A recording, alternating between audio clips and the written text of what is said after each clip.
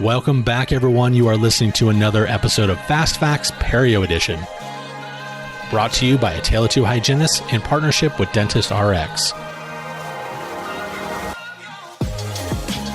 And now, please welcome your host, Katrina Sanders.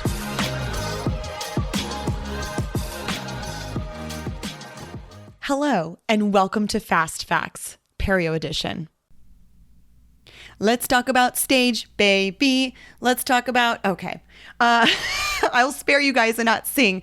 I'm here today because we're going to begin the conversation around AAP staging and grading, beginning with discussing stage 1 periodontitis. Now, stage 1 periodontitis is tough for clinicians because I want to be very clear. According to the American Academy of Periodontology, stage 1 periodontitis is considered the borderland between gingivitis and periodontitis.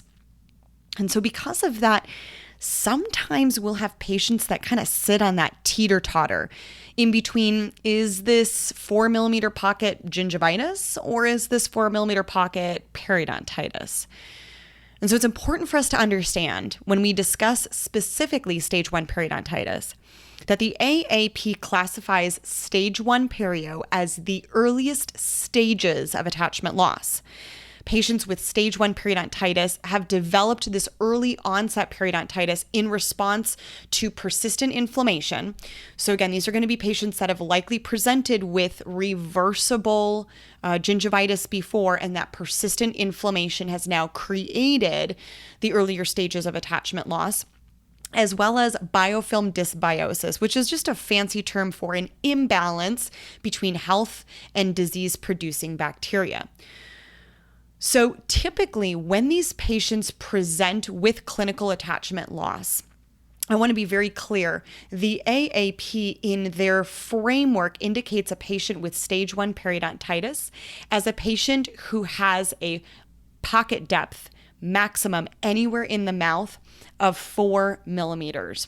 And I want to be very clear, when we talk about a 4mm periodontal pocket, what we're specifically talking about is the fact that we have forgiven a biological sulcus or collar of gum tissue around the neck of the tooth.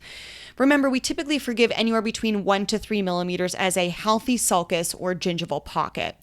And so if we are presenting with a 4mm pocket, and that is a true 4mm pocket, in that we're not seeing that 4mm due to hyperplasia, tissue overgrowth, or fibrosis, but rather we're starting to see the early breaking 1 to 2mm around that CEJ, and we're starting to see that apical migration of the junctional epithelium.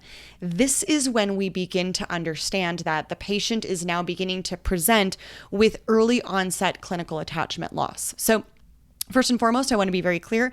The patient will present with maximum anywhere in the mouth of a 4mm periodontal pocket.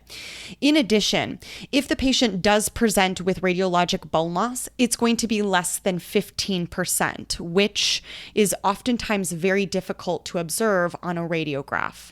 The patient, if they do present with any radiologic bone loss, it will be mostly horizontal in nature. I want to conclude by sharing that this patient has not lost any teeth due to the periodontal disease process, and our academy indicates that stage 1 periodontally diseased patients have an opportunity for early intervention and monitoring. Stay tuned next week as we talk about stage 2 periodontitis.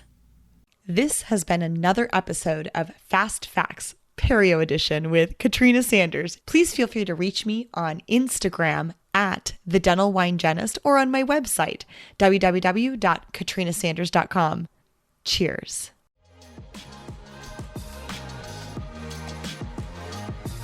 Thank you for listening to another episode of Fast Facts Perio Edition, brought to you in part by Dentist RX, makers of the IntelliSonic line of power brushes. Find out more by visiting their website at dentistrx.com. We'll see you next week for another Fast Fact.